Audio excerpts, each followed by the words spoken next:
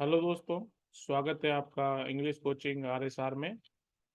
अब तक हम टाइप्स ऑफ सेंटेंस में तीन तरह के होते हैं: अफर्मेटिव, नेगेटिव, इंट्रोगेटिव, जो मेरे पुराने वीडियो देखकर आप समझ सकते हैं।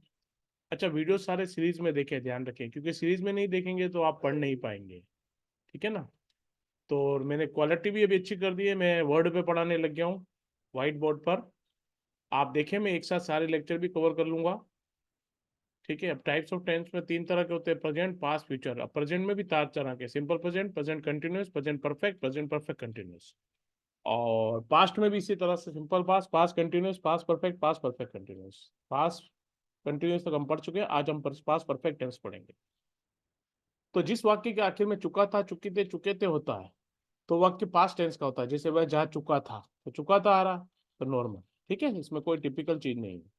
यदि भूतकाल यानी पास्ट में दो काम हो और उनमें पहले ही ये जब शब्द का यूज हो, और उनमें से एक काम शुरू होने से पहले दूसरा काम समाप्त हो गया और खत्म हो गया हो, तो पास्ट परफेक्ट टेंस का। जैसे उसके घर पहुंचने से पहले उसके पिताजी दफ्तर जा चुके थे, तो पहले ही आ रहा। अंत में थाते थी, तो आना ही चाहिए, तभी वो पास्ट का है ना? दूसरा कोई आएगा तो वो तो होगा नहीं। पहुंचने से पहले उसके पिताजी दफ्तर, यानी वो घर पहुंचा उससे पहले दफ्तर जा चुके थे पिताजी, तो पहले ही। ठीक है। और भूतकाल में एक चीज और है, पास्ट में दो काम हो उनमें शब्द बाद शब्द हो, और उनमें से एक भूतकाल में दो काम हो उनमें बाद शब्द हो, और उनमें से एक काम होने के बाद दूसरा काम हो, तो वाक्य भी पास्ट परफेक्ट। जैसे सूर्य अस्त, यानी सूर्य डूबने या अस्त होने के बाद उसने खाना खाया था।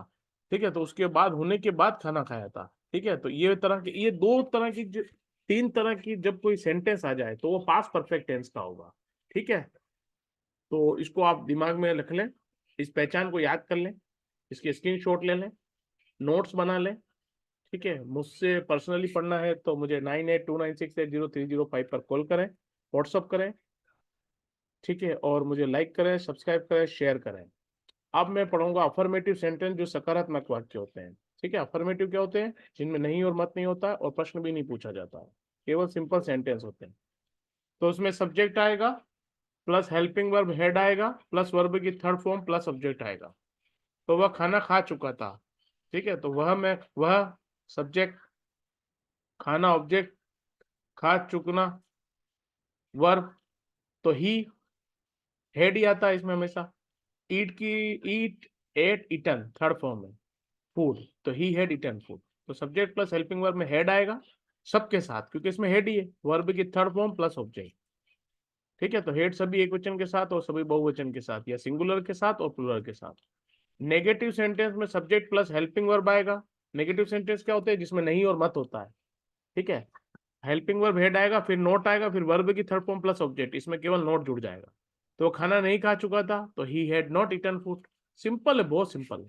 इंटरोगेटिव सेंटेंस में फॉर्मेशन जिनमें क्वेश्चन आंसर, जिनके क्वेश्चन का आंसर हाँ ना में दे सकते हैं, तो हेल्पिंग वर्ब आ जाएगा। सब्जेक्ट वही फॉर्म है साली, सब्जेक्ट और हेल्पिंग वर्ब जो वर्ब की फॉर्म्स बदलती है। वर्ब की थर्ड फॉर्म प्लस ऑब्जेक्ट। क्या वो वहां जा चुका था, तो हाँ ना में इसका आंसर दे सकते हैं, तो had he gone there, go went gone.